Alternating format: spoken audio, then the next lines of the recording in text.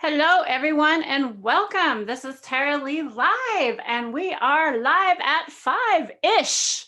That's going to be the name of the show, ish. So anyhow, actually, I should retitle the show tonight. The Dude Dogs Us Again. So anyhow, JR Token, fill us in with what's going on, man. Well, hi, everyone. Not much going on with the dude. He kind of had some painters in today, and he thought he'd have his office put back together in time, but did not. He said he promises he'll be here next week. So hopefully he will join us next week.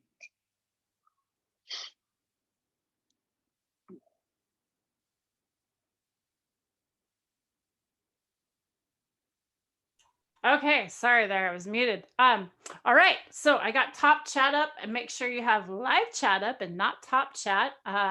So we're live over on YouTube, so everybody can chat and have a nice conversation there. And if you have any questions, you can direct them at Tara or JR. And we also have in the house tonight Q Grows. Q, what's up? Hey everyone. JR reached out to me the other day and asked me if I'd had the time and could jump on, and turns out that I did have the time, and so I'm jumping on. And yeah, thanks everyone for hanging out this evening. I'm if you're not familiar with who I am, I help run Cannabis. It's a cannabis social network. It's like an alternative to Instagram on your phone or on the web. And you can check it out at cannabis.app. APP. Just type it in onto the Googles and you'll find us. And yeah, I grow cannabis in my basement right now because it's a little bit too cold, but it's starting to warm up here, weirdly enough, in California in February, getting to a point where I might start putting plants out in my greenhouse in March. So that's kind of what's going down in my cannabis life right now. Awesome. Well, I hear it's going to be an early spring. This is what everybody's been kind of saying. Yeah. Interesting. Yeah. I was hanging out with Dragonfly Earth Medicine, and Kelly's saying it's going to be an early spring. It's going to be an early spring. So I'm looking forward to it. So welcome everybody that's in chat. Thanks for tuning in tonight. We're just going to have a little catch-up show tonight. We were supposed to have the dude from the Dude Grows show with us tonight. If you're just tuning in, he's not going to be able to make it. He's dogging me out again. It's a good thing it's not a real date. I was telling the guys I'd start to get a complex here or something. Good God. But anyhow, we'll forgive him tonight, Han JR. Okay.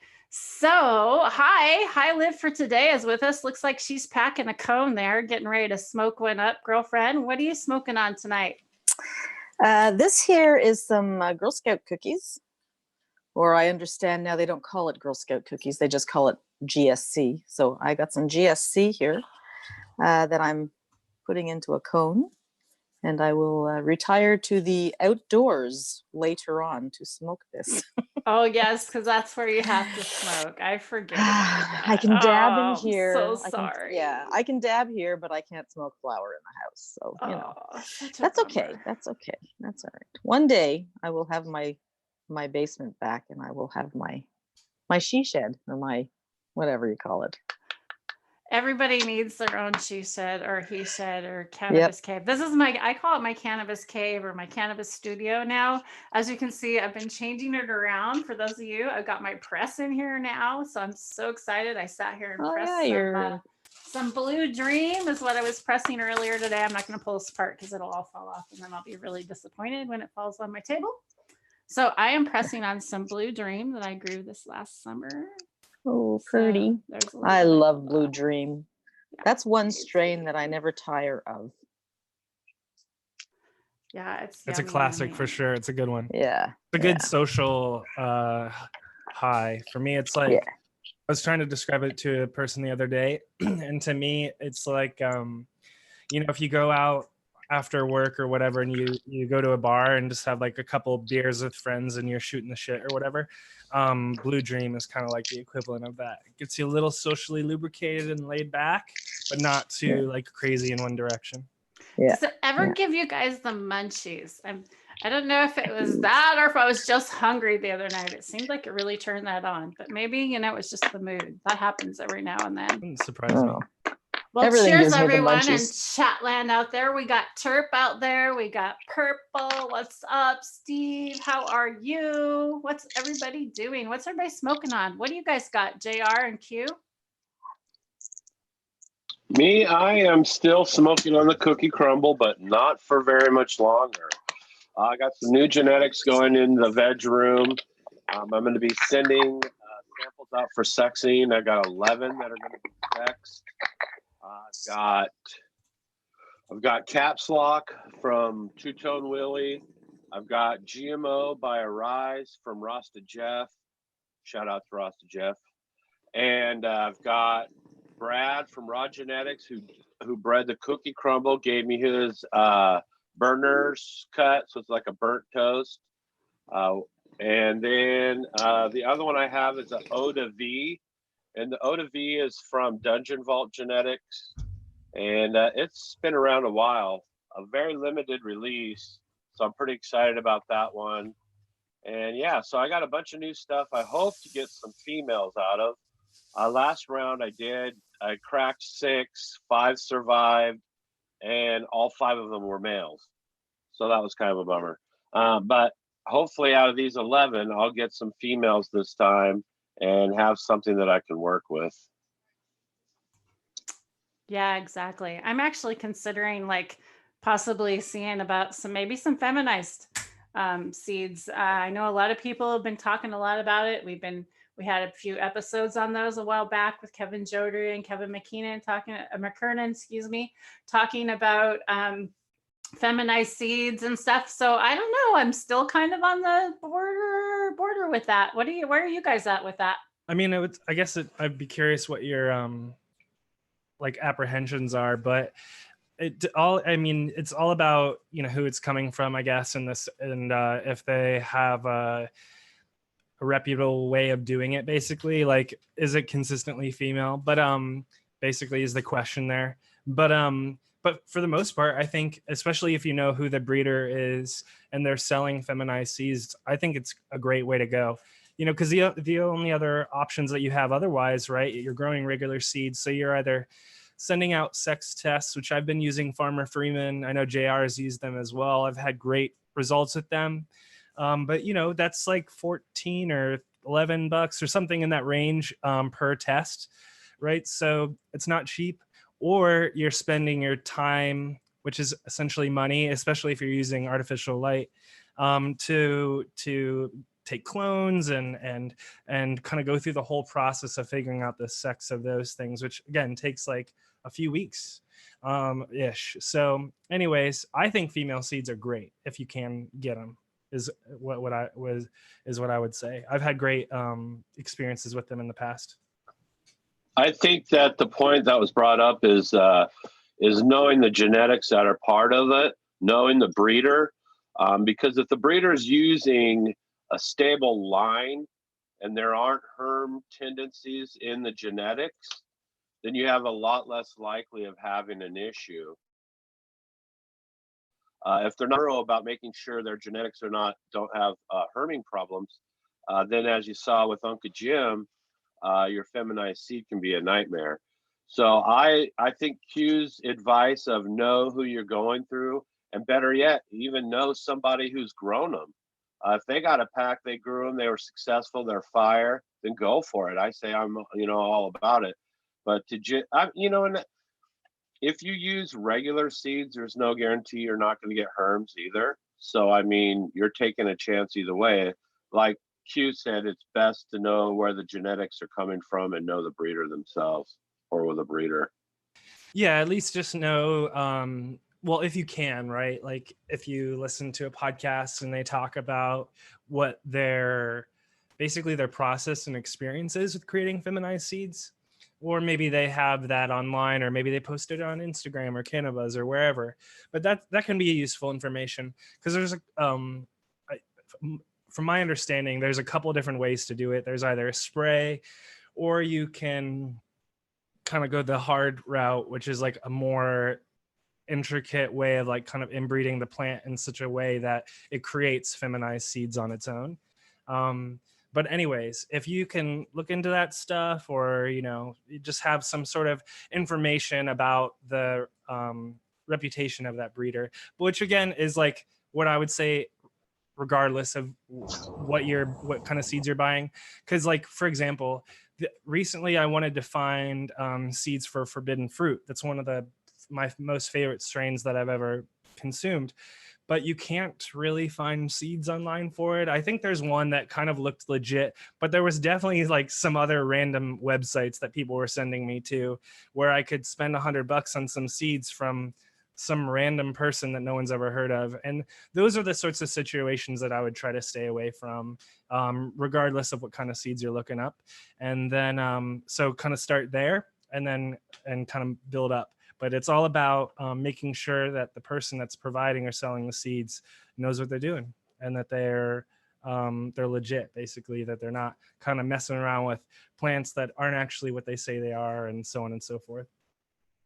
You know, and how often is that happening right now? A lot of people are new growers right now. Coming into this is new, new for me. It's new for a lot of people out there, even though a lot of you guys have been doing this for a long time. And I think we forget to mention it and warn people that there's a lot of people out there that are selling seeds that haven't been stabilized, right? And this is where I'm talking about. That's why I'm like, you got to know who you're getting them from, just like you got to know who you're smoking your product from and where you're getting your concentrates from.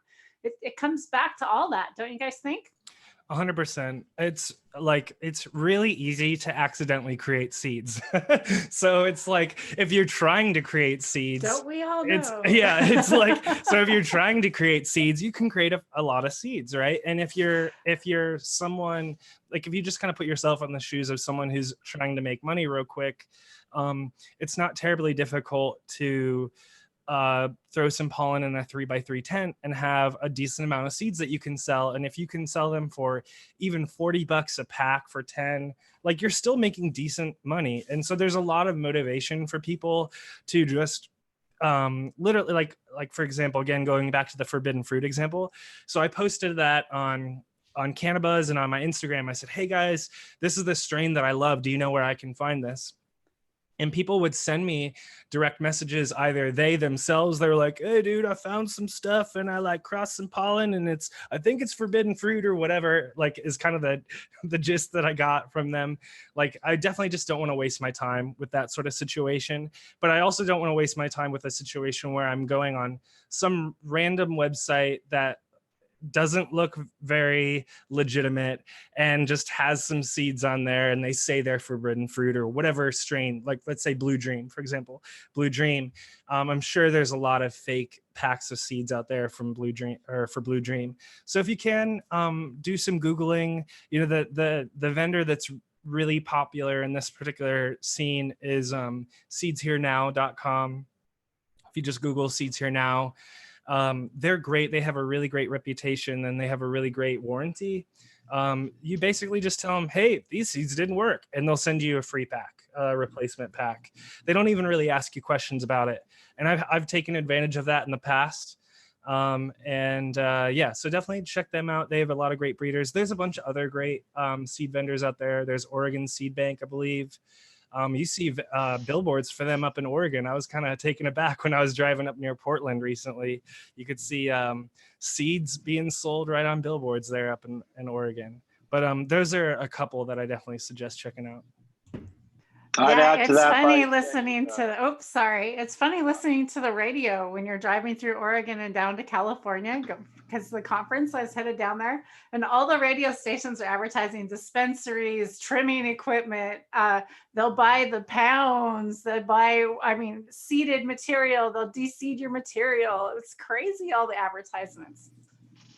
Yeah, and to add to that a little bit, Another reputable company that you can get feminized stuff through seeds here now is Mephisto Genetics.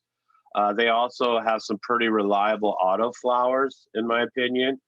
They're a really good company that does a lot of their homework and makes sure their stuff's pretty stable. They've got a really good reputation. And like I said, you could find them over at Seeds Here Now too. Awesome. In fact, let's just say hello to Mary Jane. GI Mary Jane just joined us in the house tonight. What's up, girlfriend? Hey, in the house or in the RV? In the RV. I mean, the How RV. are you? Where are you checking in? Where are you? Somewhere in Texas, which is just terrifying, you know, because it's Texas. But on our way to Orlando for the state convention, and the last one was great. It was in California, so it's kind of cool. We were at the Hilton, and you know, you can freely just smoke joints out there, like you're talking about Oregon. You've got all these commercials, and everything's just fine, and it's very similar in where I was at in California. Anyway, I guess not with the advertising, but definitely with the freedom of, you know, people not messing with you for just smoking a joint out in public or on the balcony or what have you. It's funny, in Toronto, the dispensaries are banned from from radio advertising. So it's just billboards. Now the CBD companies can get billboards, but the cannabis companies can't get billboards, and they're all adopting highways as a way to get around this. So when you adopt a highway, they put your logo on that sign on the side of the road, and that's how they're all getting around this. They've been doing this for years, but for some reason this week, actually it was just 2 days ago, my wall blew up with this story all over the mainstream media. So like I said, Colorado has been doing this for years. Okay, heaven forbid we advertise. We can't advertise that stuff, but they can advertise all the drugs and pharmaceuticals all night long on all those commercials. Do you guys not watch TV at night and see all those pharmaceuticals? Yeah, it's full of it. They drive me crazy. Even down to football. I mean, like, you've got Budweiser sponsors football teams, and you figure little kids are emulating these guys, and they're sitting there, you know, glorifying beer. But we can't do that with cannabis. And I'm not going to knock the beer advertisers. Not what I'm here to do, but there just needs to be some sort of equality. Well, I think that's kind of the genesis of Cannabis is we're providing a platform for people to advertise cannabis and cannabis-related products. You can't go on there and say, hey, I got a pound of this. Give me here's my phone number, hook it up. But what you can do is represent your company and your brand and let people know who you are and what you do. And if they contact you through a website or whatever, that's fine. But I think it's a perfect opportunity for people in our industry to get on board and start getting their brands built, because like you said, a lot of us get stifled when we try to promote ourselves or brand ourselves in the industry, just like everybody else does. All the other businesses and all the other industries get to promote, market, they get to do banking. They're not getting taxed so heavily.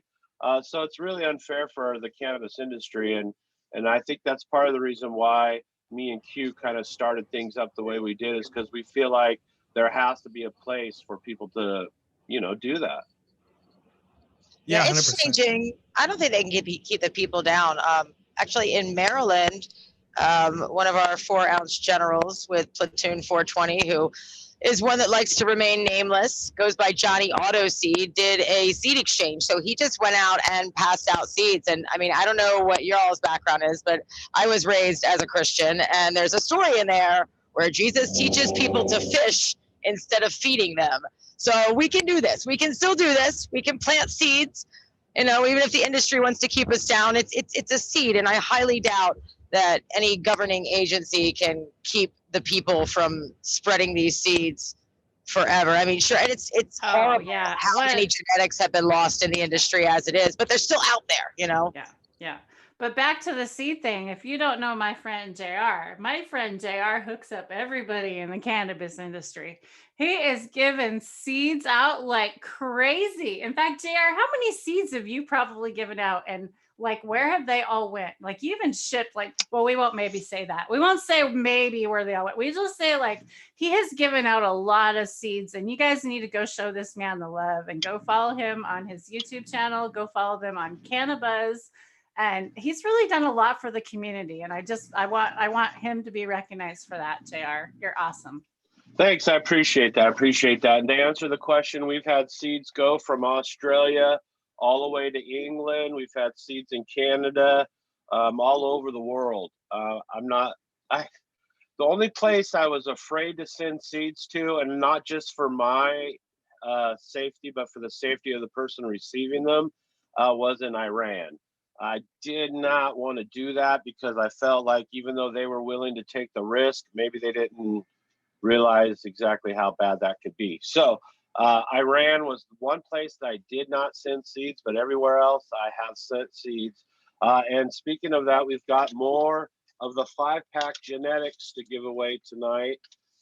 If you direct message me in Cannabis, I'll be handing out more seeds. So give me a message. 5-pack's done a really nice thing. He's put down a layout of the genetics, so you can know exactly what's being bred into the product. And all the postage is paid. All I need is your name and your address, and I'll get those sent out to you soon.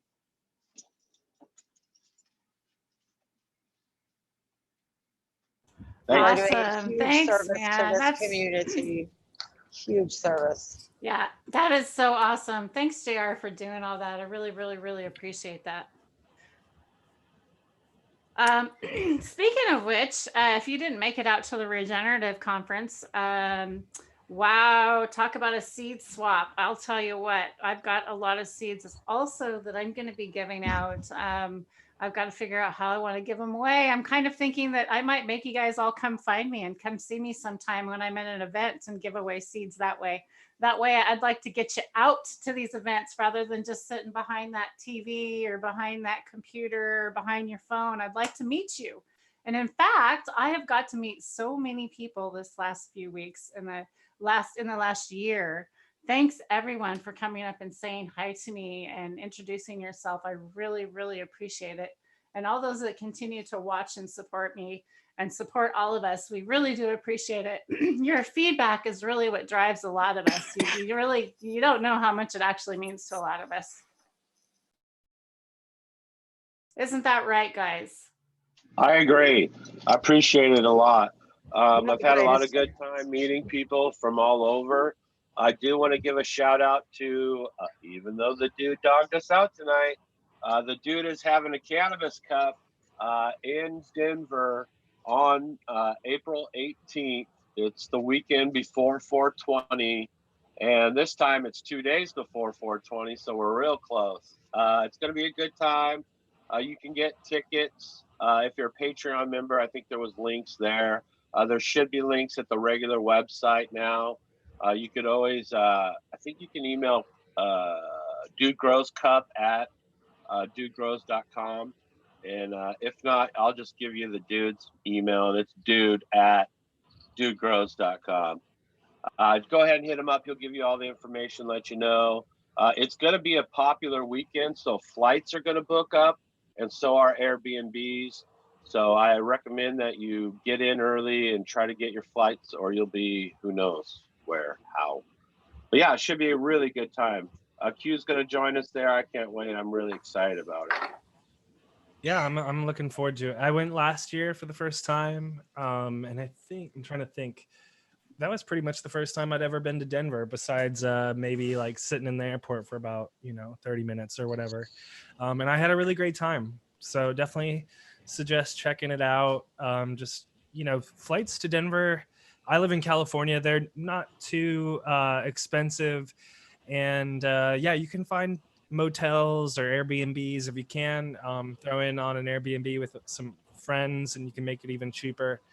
And come on out. It's a good time. It's basically I've had people ask me like, what is it? And so basically what it is the Dude Grow Show. It's a podcast and a YouTube channel, and so they invite their listeners or viewers to come to Denver, and they bring, if you want to enter in the cup, which is essentially entering in your flower to a competition, and basically you fly out somehow get a jar of weed to Denver. And what they do is last year they had about 50 entries, and so you have basically a series of tables, and there's 50 jars spread out across them, and you get to go up and you get to try every single one of them if you want to. And now I had some people ask, well, wait a minute, aren't you going to get like super freaking baked at like 30? And so how are you going to judge like numbers 30 through 50? My strategy was you don't have to smoke all the weed, because maybe some weed looks better than others, or maybe you like the colors of some weed, or maybe you like the smell. So basically check out all the different jars of weed, and you get to smoke what you want to, and you get to say to your friend, hey man, did you try number 12? Yeah, 12 was really good, or whatever.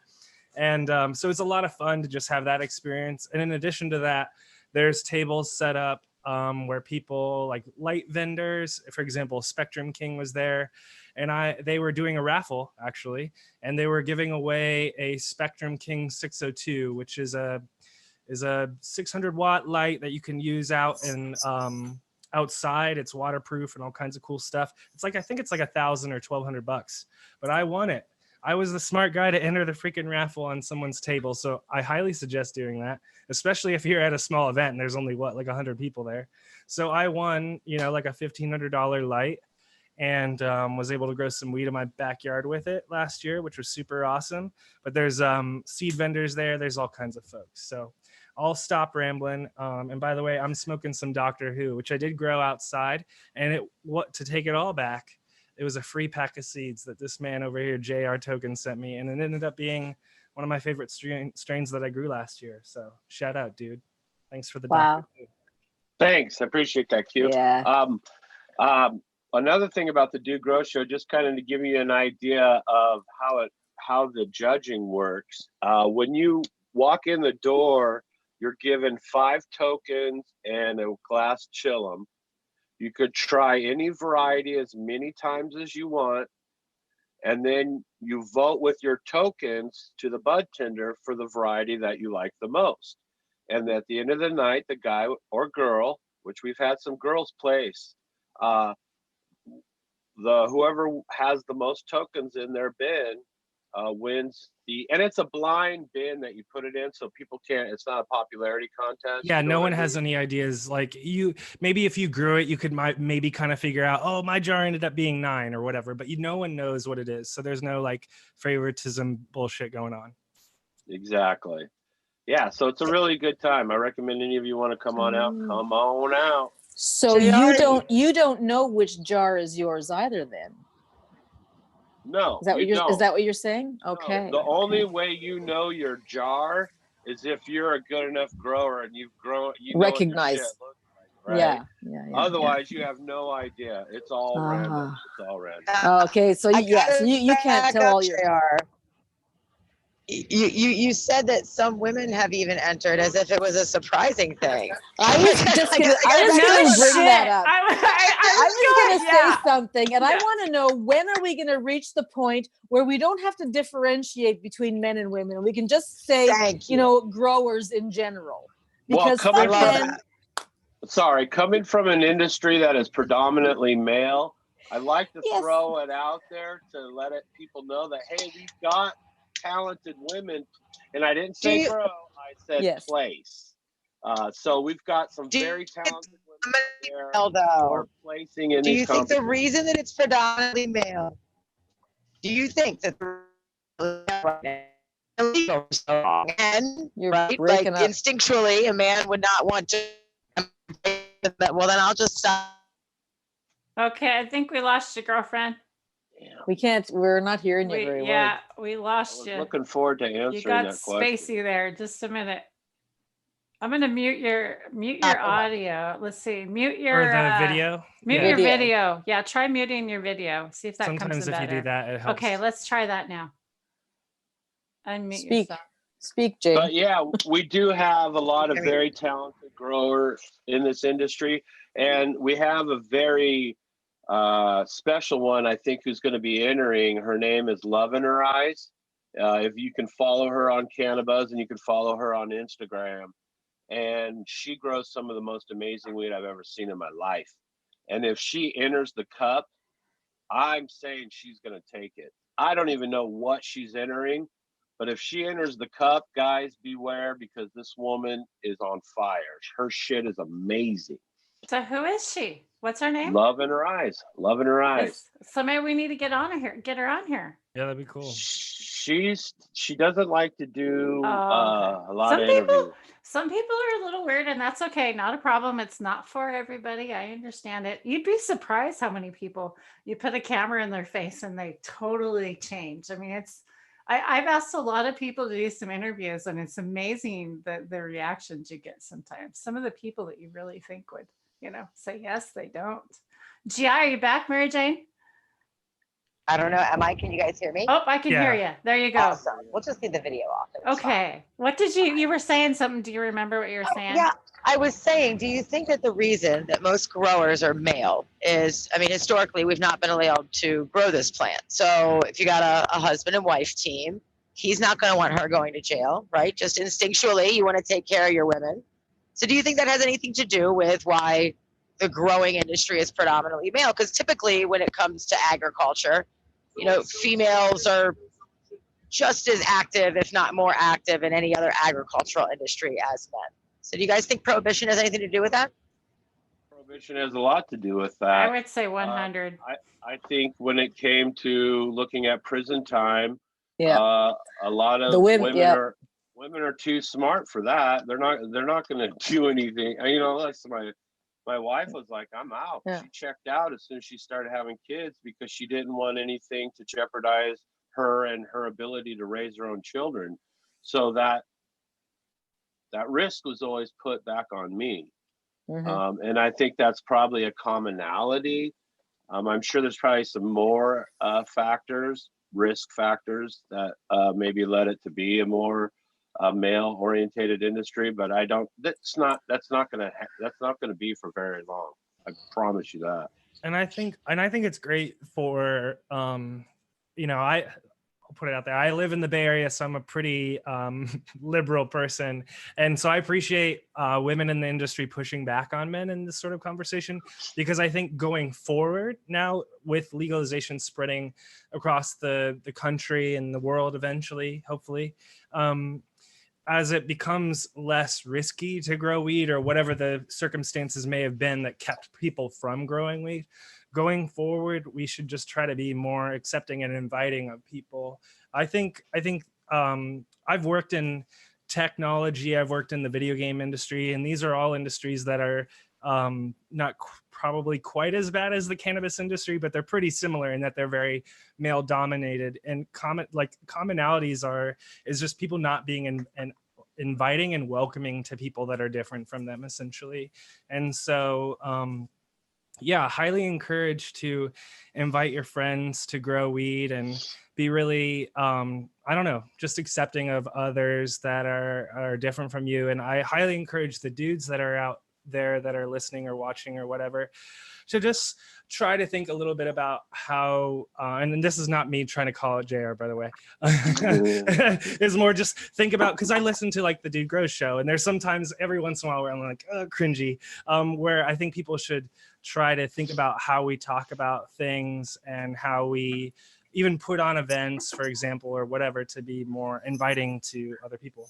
Anyways, I just wanted to put that out there because it's just something that's kind of been on my mind, because I think it definitely impedes people from joining something if they don't feel like they're welcome there. Exactly. The atmosphere is all about it. When you come to somewhere new and you are weird and you feel a weird energy, like it's so crazy how like you're not ready to really be open and talk to people if that atmosphere isn't provided for you. And there's a lot of things people can do is just smile. I mean, just smile when you come into an event. It's just amazing what that can do to you, and it's the perspective going in there. It's sometimes you get out of the event what you're willing to put into things too. And just kind of think about how you start conversations. Not that we need to turn this into like a workshop or whatever, but I just feel like, thinking back to like Emerald Cup, right? Yeah. Like there were probably like a lot of dumb fucking questions that were asked where guys might go up to a woman and be like, so like, why are you here, or something like that. And they might say it as a way that's kind of like a put down, or basically an expectation that they're in a accompaniment of someone else, right? Like they're someone's girlfriend or wife or whatever. And so just think about those sorts of conversations that you might have as well, where you're not just automatically assuming that they're something else, right? Where if it was a dude there, you would just ask them like, so what kind of weed are you into, or whatever. Like those sorts of conversations, you can have the same sorts of conversation with a woman. You don't have to like start it in a way that's kind of like expecting lower of them or something. That's true. I don't know if you guys know my background, but I actually went to a vocational high school for automotive. So I was the only chick in the shop. Then I worked in the shop for 10 years.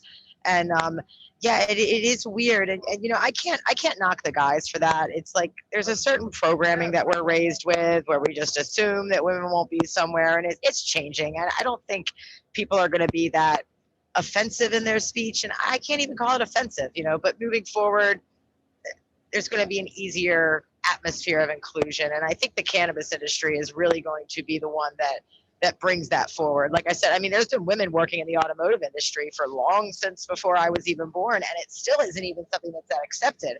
But I don't think we're going to have that kind of reluctancy in the cannabis industry, thank goodness. I agree with you. I know my son, excuse me, my son was enrolled in an automotive course, and there was like 2 women out of 25 guys in the course. So it's still, you know, there's still certain areas where women are not as present. But I think, like you said, cannabis isn't going to be one of those. I think the more I'm looking around, the more I'm talking to people myself, I'm finding that there's more and more women who, now that it's legal, at least where I live, are coming out and starting to, you know, make their presence known. Whereas, you know, a couple of years ago, before the legalization, the women were still backing away from that. But well, I know that, you know, with the regenerative movement and being involved in a lot of the people down, especially in Humboldt, just coming back from there, a lot of the women are out there on the farms and they are helping their husbands. There's a lot of women and husband and wife teams out there. In fact, they're doing amazing work. They're winning a lot of these cups down there at Emerald. There was quite a few of them that had this amazing relationship, the way they grow and the way they work so well with one another, and their children are out there.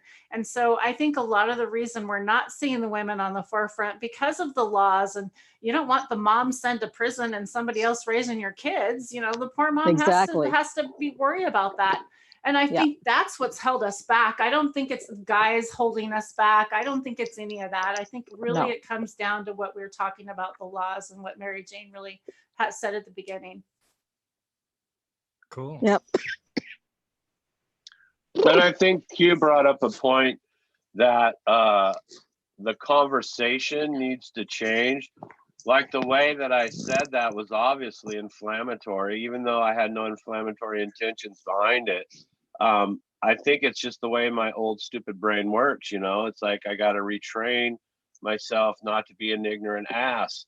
And I think a lot of people out there probably struggle with that. You know, it's hard to get rid of that, you know, that ignorant voice that's somehow embedded in your brain. Well, you know, it also depends on, you know, just what you've been around with for a long time. You just got to start talking differently. And right now, you acknowledging that right now is going to make you think about it differently from here on out. And we got to realize that it's about change, and it's about us growing as humans and individuals, just like it is about us doing so much better on growing these plants and what we do and what we put into these plants. We also realize that we're training our own selves to become better human beings at the same time and growing this plant. And I think we need to not be so hard on ourselves. Yeah, I'm excited to see the industry just continue to diversify. You know, JR was talking about love in their eyes. I know people are talking about countries like Colombia coming online in the very near future, in the next couple of years, in terms of like production of cannabis and shipping it all around the world. And so that's an example of cannabis culture and industry and all these other things spreading across the world. I was fortunate enough in the job that I most recently had, I was fortunate enough to travel to India last year. And I just mentioned the acronym CBD, and they had literally no idea what I was talking about, which is kind of interesting, right? Given that, you know, in the Western world, at least Canada and the US, CBD is like the hotness, and you can literally buy it in gas stations and so on and so forth. And so it's interesting to be in kind of like the home of cannabis, India, or at least, you know, that sector of the world. They weren't familiar with it, but they obviously were familiar with cannabis. And it was just so exciting to me to just think about how much potential there was for this whole new world to open up across the world, and just kind of see that kind of flourish. Because we've already seen it like on a very small scale, right? With like Colorado and Oregon and Washington and California, these states that have only had cannabis for what, 10, 15, 20, 30 years or whatever, in various legal, you know, states, I guess you could say, statuses. And in that small amount of time, you've seen a lot of like really cool stuff happen. Even in just like the last 8 years, has been a lot of really awesome stuff happening in the cannabis industry. So I'm excited to see how that kind of evolves over time. Sorry, just a high thought, but it was just kind of thinking about what kind of cool weed is going to be coming out when we can finally start sharing it. Because like JR was saying, there's parts of the world where you don't want to fuck around with this sort of stuff. You can like even in places like India, where it is part of their past or history, it's still not cool in a lot of places. So they have to be careful with it. So I'm excited to see all that change and what happens as a result. I'm excited about the technology around the industry personally. Like you said, they didn't even know what CBD was, but they knew what cannabis was. Well, that's just because no one's explained it to them in these Western scientific terms that we're now assigning to all the different organoleptic compounds inside the plant. Like they've known historically that it does good stuff. They just haven't put a name to it. So yeah, it should be, it really is going to be, it's scary too. Cause like right now they're calling, you know, high CBD cannabis is being called, you know, high THC cannabis is being called cannabis, and they're starting to misname everything in these bills and regulations. I just hope that somebody, you know, who knows what they're talking about in terms of the plant gets put in charge of some end of these regulatory needs, because it's clear that nobody who knows about the plant is writing them right now, you know, obviously. I think we have one state that's trying to make flower illegal because law enforcement can't tell the difference between CBD flower and THC flower. So they're looking at banning all. Yeah, they're looking at banning. Where's this? God, I want to say like Minnesota or something like that, somewhere over there. Wow. I read this morning too.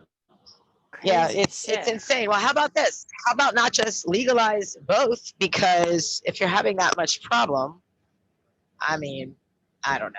Just a thought. Yeah. That's what they effectively had to do in Ohio right now, because they don't have their shit together to be able to test. So they basically, if you get caught with flower, at least for now, in Ohio, they can't do shit because they can't figure out if it's THC or CBD. But yeah, no, I'm with you on that one. And I think, dude, that's just shitty planning. I'm sorry. That is just, and it shouldn't be a medical patient's problem. That is piss poor fucking planning on our system, because you know it's all going to be legal everywhere pretty soon. So pull your head out of your ass and get some shit going. Yeah, and I guess to get on another soapbox for a second, I highly encourage everyone to get involved in their local and state politics. because those are the people that are making the laws. The way that legalization is spreading across the United States, and the way at least it happened in California, is a lot of the power is given to your local officials. So these are your local city council people and your county. Those are the people that are determining if you can grow, if you can sell weed. Even in my county where I live in the Bay Area, if you're in an unincorporated part of the county, you can't grow weed, even like 6 plants in your backyard. You can't. Luckily, I live in a city, so I can grow my 6 plants, but there's even like stupid catch, gotchas basically that exist in a state like California, and all of that power is on a local and a state level. So highly suggest, if you're able to vote in the United States, and especially if you're in the industry or you're a medical patient or whatever, reach out and make sure that the people that represent you understand your stories, because what this is all about is human stories. Once people can relate to, like we were talking about earlier, like everyone's checking out cannabis, right? Like your older people, like my mom and my sister are all into cannabis now because my sister's got fibromyalgia, my mom's got arthritis. And so there's all these different applications that are getting people into cannabis and opening people's eyes. And there's these stories about how cannabis is changing people's lives and making it better. And even if it's just stories about consuming weed and how like a bong rip doesn't make you like drive your car like garbage, like even just stories like that, I think with your friends, and then ultimately, maybe a better version of that story to your politicians, can help people understand that this isn't a crazy drug that we need to act like is like plutonium. Because it really frustrates me that I go to the corner store near my house and I see all kinds of people going through there and buying like $5 bottles of alcohol that I know that they're using to for their alcohol addiction, basically. Medicate themselves. Yeah. They're medicating themselves. Whatever their choice is, you're medicating. Even people that eat to be obese, or even people that eat or drink coffee, everybody's has something that they medicate. Nicotine, so we need to quit shaming everybody, right? Yeah. And it was just, I guess, where to put it on a more positive path, it was just crazy to me that like how easily accessible alcohol is. Like this corner store is kind of like a liquor store. Huge. And so there's just like, it was like, wow, $5 can get you like pretty wasted. And I was just thinking about what $5 could do with weed, and I couldn't really do much with it, to be honest with It you. can't. That's how sad it is. It's sad. When I turned off my video to come inside, I was listening to you, Q, and you were talking about the older people, your mother, etc. And I guess I would be amongst that older generation. Sure. And it really did save my life in some respects, because I can actually move now, whereas before cannabis, BC, Alana, BC, that's who I am now. Totally, man. I couldn't move the way I move now. I'm doing things, I'm going out, I'm having fun, because now I'm able to do that. And I'm not going to just do CBD. I'm sorry. It doesn't just, I guess CBD works for most people, but I need the THC in there for it. For some reason, it just gives me that little extra kick in the pants that I need. But yeah, it's thank the Lord, at 62 years old, I'm able to do this. I kind of want to emphasize something you said, and getting full extract cannabis oil, or fully where you're getting all of your cannabinoids in there at their levels. I do see value in having isolates. I think as they start developing more science behind specific diseases and conditions, they'll find that isolated cannabinoids will actually be the best solution for that. But in my opinion right now, when people are having any kind of pain, or they're trying to deal with arthritic or any kind of suffering like that, I'm telling them do a 1-to-1, try to do a full extract cannabis oil, which is like a Rick Simpson oil. And that way you're going to get in your body all the different cannabinoids that are present within it, because there's so much about it that we don't know as far as the way they interact with each other, which ones synthesize into others, and all that kind of shit. We don't know. So until all the science is out, my recommendation is that you go with as broad of a spectrum as you can rather than an isolated spectrum. That's a good In point. fact, yes. So I've been talking, actually, Todd McCormick actually sent me something pretty cool. Oh, nice. And I'm hoping that he's going to share it with everybody soon. I don't know when he's planning. It was very nice and share it with me. And it was about infusing products with hemp oil, actually just the regular hemp oil, a good quality hemp oil, cold pressed even. So so that goes right along with what you're saying, the whole, we just don't know what everything could possibly do in the future. We just don't. Yeah, it's something that I've really had my eyes open to through cannabis, and then growing cannabis and all this kind of stuff, where you really have your eyes open to how much little understanding we have of our bodies in a lot of different ways, but in terms of your cannabinoids receptors in particular, and how all these different things interact. And so obviously we understand a certain amount, and what we understand so far, thankfully, is a lot of really awesome stuff. And so if you just like JR was saying, if you can get as much of the natural plant into you as you can, the better you're going to be, because we're just discovering more and more things. It seems like all the time, where they're discovering new cannabinoids that are helpful. It's not just THC and CBD, there's CBG, and there's other forms. And people are even talking about, I've seen, like, maybe even consuming raw cannabis, not even decarbing it, can be helpful in some ways. So we're just kind of discovering things all the time about how this plant helps us. I agree. I want to also reiterate what Tara said, as far as, like, when you are making your RSO, and if you do use a good hemp seed oil, you're going to get all the omegas and all the other good fatty acids and all that good brain shit that you need to help kind of deal with the effects of what you're going through.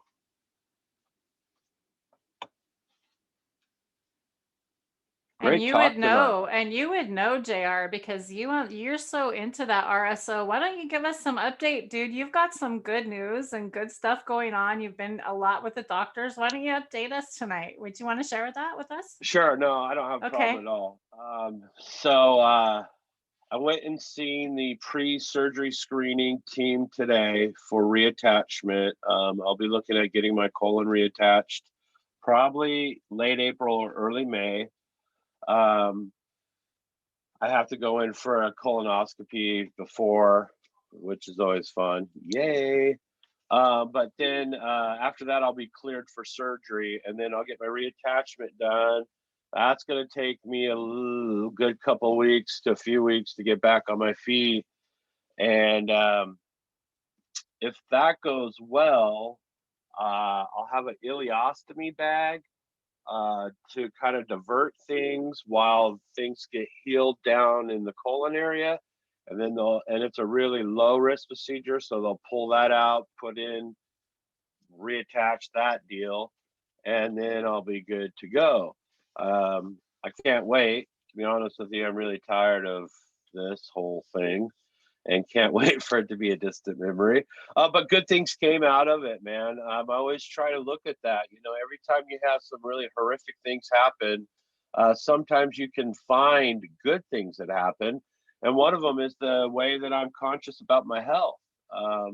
I think I went in today at 250. I used to be 303. So I lost 53 pounds. I do the Whole30 program, and that allows you to eat meat, vegetables, fruit, seeds, nuts, and eggs only. That's it. If it has dairy or if it has gluten, it's out. If it has sugar, it's out. With that program, they kind of allow you to introduce a couple things. So I have rice as one of the things that I introduce into my diet, and I also have hot cocoa. So those are my two things that I do. And like Tara says, everybody has their vices. Mine is a mocha in the morning, man. I got to have my hot cocoa and coffee in the morning. Good stuff. Wow, what about- I but what- started the Dragonfly Earth Medicine cocoa for me. That's what my good habit has been. I gave up coffee, but this last week I was out of cocoa, and I have to admit, I went back to drinking coffee the last 3 days. And I'll tell you what, I have been agitated. My poor husband, like, I'm telling you, like, it's made a big difference not drinking coffee. So I'm looking forward to my cocoa again. So that's what that's my New Year's thing I'm trying out. With it has the mushrooms. I ordered 3 different kinds. This is just one of them. So yeah. And I've been drinking kombucha. This is kombucha tonight. I think kombucha is an amazing health thing that I've been learning about. You know, you feed your body good microbes, and this is like, you know, you feed your plant microbes, so now you feed your body good microbes, right? Yeah, Or however the hell that goes. The mushroom stuff was really interesting to me because, like, when I first saw the Dragonfly Earth Medicine hot cocoa, I was just like, this sounds like bullshit. Basically, it was like my immediate reaction. I was like, hot cocoa with mushrooms? Like, what the fuck are you hippies talking about? Was basically my immediate thought. But when you start looking into it, or at least, like I said, learning a little bit more about how much we're learning about how mushrooms help you, it starts to kind of make sense. So that's really cool that you've been checking it out. I have not dove in yet. So Yeah, JR, on your diet, are you allowed to have Uncle Jim's cookies? No. Those are big no-nos. And I'm telling you, if you're coming to the Cup this year, Uncle Jim's going to have a whole batch of them delicious chocolate ones with the little white frosting on top. I don't know. I don't know. That was a once in a lifetime. Unless I win some money between now and then. That was an expensive trip for me. Well, I'm Yeah, glad. I was really glad to see you, girl. It was a good time. We really had a good time. Oh yeah, it was a memory that I will take to my grave. Let me tell you, that was just high live, just sitting there, high, just sitting there, just like sitting there in the teepee. I know. Was she like in the teepee hanging out, just stoned out of her mind? And she's like, I don't feel anything. I'm like, that's because you're stoned, honey. oh my god. That was so funny. That teepee was awesome. It was That such an amazing teepee- experience. And That teepee, and speaking of which, and the other one, the place where the Swami. Oh, Swami's back room back there. Oh yeah, the Swami's where area is cool. where Frenchie had his hookah set up with Yeah. Oh, you guys got to do that? we got to do the hookah with Frenchie. We smoked on his hookah. So when was that? Was that like on when did that happen? Was that the first night or the second? No, it must have been. So it was like in the evening on that Saturday, like back there, you think? I don't know which night it was, dude. You were it was too later. high. Yeah, but anyways, all of it just runs It's together. all We were there all day. Because that's when I the same thing happened to me basically, where like on the Saturday night, the first year I went to Emerald Cup, I just saw all these people like smoking this hookah back in Swami's area, and I realized it was Frenchie, and he was like beckoning me over and telling me to smoke this amazing hash. And so yeah, I'll have to do that. I bailed too early on that Saturday okay. night. So actually, he brought the hookah up at the Hive, and I got to do it when we were up at the Hive. And then, oh my gosh! So then it wasn't working right, and I think it was because it was so cold or something, and something wasn't working quite right. So then I was so disappointed. I was like, oh, I'm not crazy about the hookah, and I told all my friends, I don't see what everybody likes about this hookah. And then finally at Emerald Cup, I'm there with High's smoking. I'm like, you're getting smoke out of that? I didn't get shit out of that when we were up there. And so then I got to do it again. And I was like, so glad that we did that, High. So thank you for try that again. Was it like a brick of hash or whatever that he put on the top? Oh yeah, he puts it all in around the bowl. So what he does is he like molds it. Yeah, he's got this quasar. It's called a quasar thing on top. And he just puts, oh my god! And then the coals actually sit on top of the quasar, I forgot about that. And then you suck through the air, sucks down, and so that's how it heats up. It's not that they're sitting on coals, so it's really amazing. It was awesome. it's a little too much, too many people around. It was a little German, but they wiped everything off, but it was a little like, Yeah, okay, but you know what you do? There's a way to hold it. If you hold it in your yeah, hand. I know, but you're sitting and- there and you've just touched everybody too. It's just, it's okay. It's just like one of Yeah. those things you just gotta like, you know, I got you a gotta flu be shot okay with. before I went to California, so I was good. Yeah, we I just don't know about that. had the Indo Expo in Denver, and we rented for the Do Grow show. We rented a large party bus out front, and it's like that. I mean, you don't want to be a dick and not, you know, take the joint that someone's passing you. And I always I forget to know. put the joint Yeah. here, and then I always Yeah. forget to do that. So I put the joint right in my mouth, and you know, I almost every time I come home with some kind of crud. But again, I think due to the RSO, I beat that crud in 3 days. I came down Wow. with it. I felt shitty. The next day I felt better. The day after that, it was a wrap. And my Wow. wife has been in it about 12 or 13 days. She's still sick. My granddaughter still has a cough after 3 weeks. I mean, it's just a gnarly bug. But like I said, I think eat your RSO, children. It'll keep you healthy. RSO a day helps keep the doctor away. That could be the new one. Well, hey, we have Aussie Pharma joining us into the house tonight. How are you? How's what's going on? Update us. Hey guys, how's it going? Thanks for having us on. Absolutely. You're always welcome. We love you, mate. So what have you been up to? Oh man, well we just updated everybody on everything that we were doing. What have you been up to? Like how's the fires out there? Are they like settling down? What's the growing environment? I mean, we're in winter time here, so we ain't got shit going on, or I ain't got shit going on. Well, we've had a bit of a change around. We're flooding at the moment. We're The hail that you guys got hit with, like what, a couple weeks ago, was like fucking crazy. It was like bigger than golf balls. yeah, and like a couple of weeks before we had fires and stuff like that. It's been a bit heckers at the moment, but I suppose the rain's been good to have that sort of intensity of rain after the fires. It has greened everything up. Everything's sort of a very, very vibrant green at the moment. It's been itching for a bit of water. They played a story here about your National Guard or whatever, Army, whatever you have.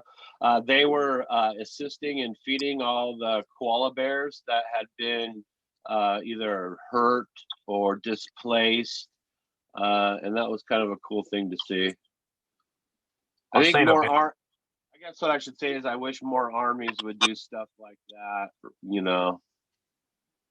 Yeah, I haven't heard too much about like the actual army involvement. I've seen a lot of like individuals, sort of army members and fire guys and police officers and members of the public and all that sort of stuff doing that. Definitely, I don't watch a lot of general news, so I don't see a lot of that sort of stuff. I get a lot of mine on the internet, so that hasn't filtered through to me yet. Sorry, I'm probably a bad correspondent for Australia for you guys. You're like, the sun's out and it's rainy. It was flaming before, and now it's rainy now. Yeah, it was hot.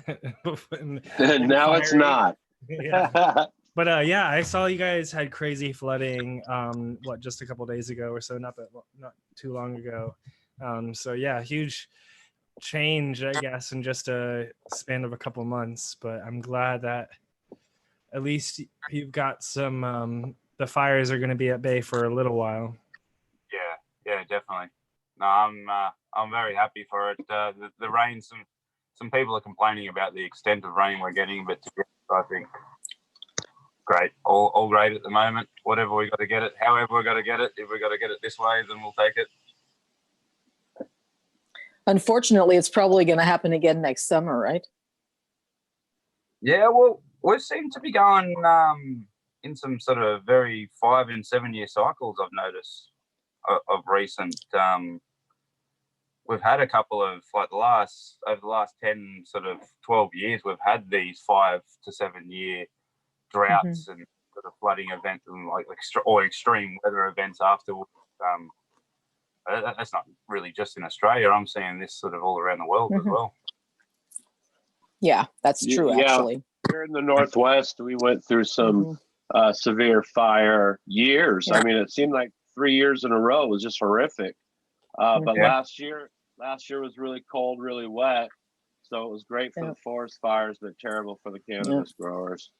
And we've been having terrible flooding every spring. We've had different areas. Luckily, where I live, I'm okay. But many areas of the island of Montreal, because I guess we're an island, and some of the offshore, just offshore, they also have, I mean, millions and millions of dollars worth of claims from people's homes totally destroyed. You know, people who have lived there for like 40, 50 years, all of a sudden now, over the last, 4 or 5 years, every year the waters are getting higher and higher and higher, and now they're flooding every year. Yeah. So something funky is going up, is going down. You can't say that there's nothing weird. We've had flooding around our area, down south of us and up north of us, but not right here in our area. We've been lucky. But hey, I think it's time to take a quick dab, and I want to give a shout out to the Real Ice Wookie. Go follow him on Instagram. I'm gonna have a dab. Ice Wookie. Awesome ice ash stuff. That's like, this stuff is amazing. This one's Motor Breath, and then I also have the strawberry banana one, and oh my god, I don't even know which one. I'm not sure which one's more my favorite. I'm not sure, but I wanted to show those off before I smoke them all, because What's it's gonna be gone soon. Have you smoked the strawberry banana yet? Yes. What's the feeling that it kind of gives you? What's the high like? It's actually a real kind of just a little relaxing. It's not anything major. Any of the strawberry, even the strawberry OG that I grew, really was just a slight relaxation one. It really wasn't anything like major of any, huge sedative, I guess I would say, but it was a nice relaxation feeling. Yeah, that's I'm growing. So earlier I was rambling about forbidden fruit. So I'm growing a strawberry cross right now. It's strawberry banana times tangy. Because like tangy for me is uplifting, but it's like kind of racy in your head. It's kind of like you kind of like forget what you want to say sometimes, and it could kind of trip you out, I guess, especially if you're kind of that sort of person. So anyways, I'm growing strawberry fields of just strawberry banana to help kind of like sand off the edges and kind of like chill you out. So I'm really excited about that. That's what I'm going to be growing outdoor this year, some strawberry fields. And I also had a question for you, JR. Can you a cannabis lesson on why weed heads are called wooks? I've noticed that people call each other wooks. Because Wookie, it's fun to say. Wookie! No, I feel you, but I can guess why people are called Wookiees, but I would be curious if you knew like the etymology of it. No, I don't. I do not. Maybe the Real Ice Wookie knows. I mean, you have to ask him. His name's Ganja Gill, by the way.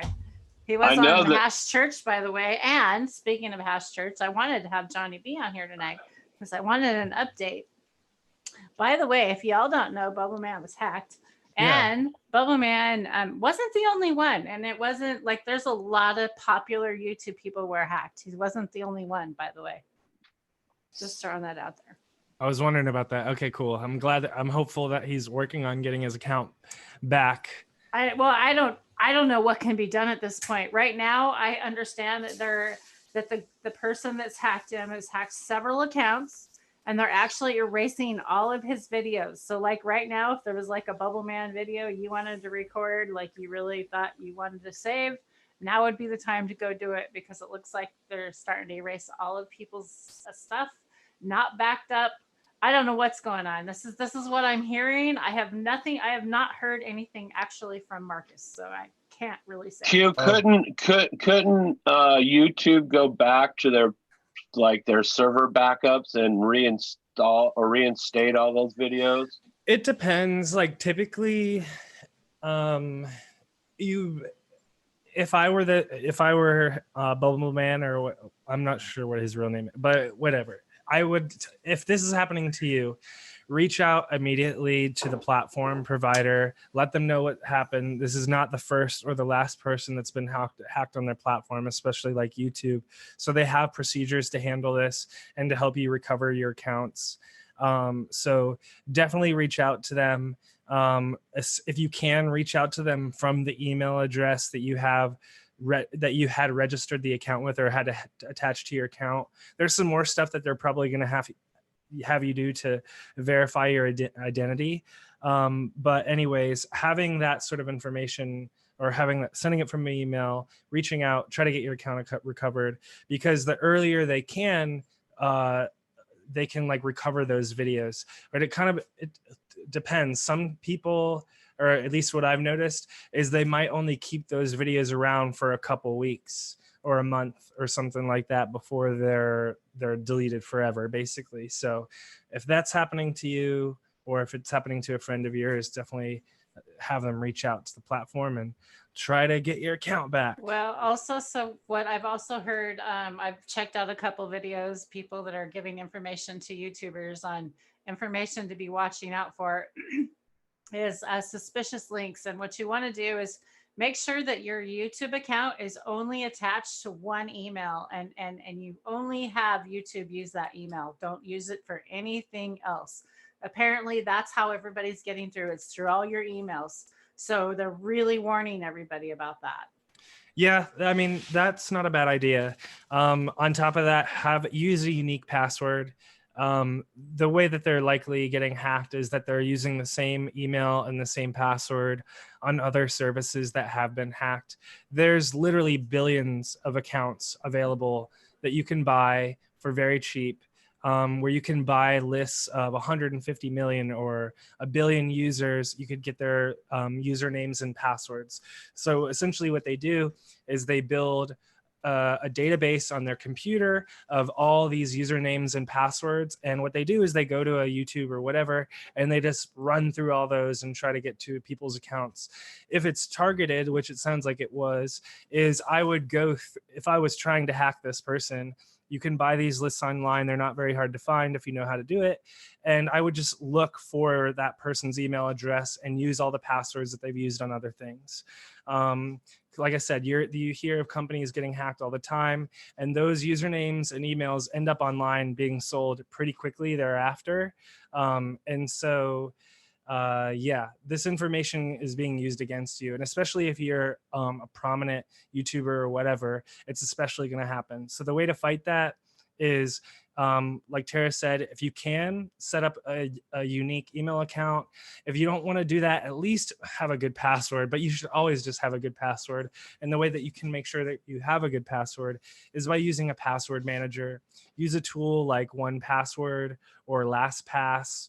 I'm sure there's other solutions out there, but these are basically other programs that you run to generate a unique password, a password that you can't remember. And it's that way on purpose, because you pretty much don't want a password that you can remember, because again, the way that these accounts are being hacked is people are building databases of millions of passwords and usernames, and they're just running through them. And so if you have something pretty generic, chances are someone else might have use that password or whatever. And so it's really easy to hack accounts. It takes seconds. And yeah. everybody that's out there, this is like really good information. Q's not just some like person that's, in his bedroom there that doesn't, Yeah. some, nerd. He actually, I used to Q, work with tell hackers. everybody actually what you do. Go ahead. Right now I'm looking for a job, to be honest with you, but I was working at a security company, and I built a community of hackers, basically a community of 150,000 people that hack cars, websites, mobile apps, all that kind of stuff. And so I learned how basically it's pretty basic stuff, to be honest with you. Like, and that's kind of a lot of things, right? Like when you look at fixing a car, like to me, that sounds like gobbledygook or whatever. But then if you talk to a car person, it's probably pretty basic fundamentals, right? And so it's very similar with hacking. Like once you start to learn these things, that literally hacking usernames and passwords is the technique is called a dictionary attack. And what that really means is, like I said, just building a collection. Think of it as a box in your computer of usernames over here and a box over here of passwords. And you can buy, like I said, batches of 100 million accounts here, there, and everywhere. And you just run through all those things on services that you want to hack. But if I wanted to hack an individual, especially if I knew their email address, and especially if you're using the same email address, let's say I was using that same email address publicly that I was using on my YouTube account. That makes it even easier to find out. So I could figure out that email address, and then I could try to figure out if you use that email address on hacked websites and what password you used in conjunction with it. And so then I would just run through those passwords. And if you use the same password on every website, you're going to get owned. And even if you're not famous or whatever, this happens all the time. You've probably, if you go into your spam filter right now, you'll find emails from friends of yours, quote unquote, friends of people that are posing as your friends that send you spam email. I get spam email from a girl I dated about 10 years ago all the time. And it's just someone that bought her, information online, and they used it to send spam emails as someone, so it can happen to anyone, not just YouTubers. I had my Hotmail account get hacked, and they went into my contacts and they sent everyone in my contacts Viagra ads and saying that I was selling Viagra. And so of course I had people I worked with, I had all kinds of people in my contacts, and so I started getting a lot of phone calls like, hey, are you in the Viagra business now or what? And I'm just like, no. Yeah, business up. Well, actually, I've got to run because I've got some dogs getting scrappy. You know what? That's just fine. Yeah, tell everybody how they can find you. And I was just going to wind up the show. So perfect timing. Go ahead, Q, and then you can take off, and then we'll all tell everybody else. So go ahead. You be the first. Sure. Well, thanks so much, everyone, for listening to me tonight and hanging out with everyone on the show. You can check out me on Cannabis, which is a cannabis social network that we created. It's a safe home, an alternative, an indie alternative to Instagram, where you can post photos, text, links, all kinds of stuff. So check it out at cannabis.app or type Cannabis in on iTunes or the Google Play Store, and you can follow me, Q Grows, and you can also follow me on Instagram if you're hanging out over there. I'm at Q Grows. But thank you so much. Awesome. Hanging out. Thanks for coming in, and you're definitely welcome back. I'm sure we'll see you again. Thanks. Bye, Q. Bye. All right, Aussie Farmer, did you have anything else you wanted to tell us about down there? What's going on? Nothing major. Having a bit of a sick pup at the moment, but that's why I'm home today. I've been missing a few shows from you guys, so I thought today's a bit of a chance that I got on. The puppy's asleep at the moment, so I thought I'd jump on with this. Well, awesome. Love to have you. And make sure you guys go hang out with the Aussies over at Cannabis. They have an amazing chat that goes on over there. They would love to have you hang out, wouldn't you guys? Always chatting over there, guys. Always welcoming anyone from any nation, any background. Always welcome. Yeah, you guys chatting is usually what wakes me up in the morning. I hear the ting, ting, and then it says on my phone, oh, there's chatter in Australia. So I gotta... We've got Liv on there on the way to work a couple of times. Yeah. Awesome. All right. Hi. How does everybody find you? Well, you can find me at, where am I? YouTube, Hi Live for Today. And on Instagram, also Hi Live for Today. Cannabis, Hi Live for Today. I'm just Hi Live for Today everywhere. I don't know what the extension is to all that stuff because I can't be bothered with that. That's but all if right. you want to find you're me, good. yeah. It's just Hi Live for Today. And Hi Live for Today. Okay, JR, how does everybody get a hold of you? You can reach me through Cannabis. Like I said, if you want to get in on some of these seeds, you can just direct message me your name and your address, and I'll get those sent out to you. One more thing, I want to encourage people who are using the video feature on Cannabis. We allow 5-minute videos now. I see a lot of people racing to get it in before that 1 minute. You don't have to do that anymore. You got 5 full minutes to say what you got to say and do what you got to do. So, but yeah, you can find me on Cannabis. You can find me on YouTube, and you'll find me live at 5-ish on Wednesdays. Right here. Awesome. Thanks, JR. And live at 5-ish on Wednesdays. We're going to try and do that on a regular thing. But we also have an amazing show planned for you guys coming up on Sunday. So stay tuned. I'm going to have some more cannabis activists come back on the following Sunday. I think we're shooting for 4:20 Pacific time as of right now, this next Sunday. So stay tuned.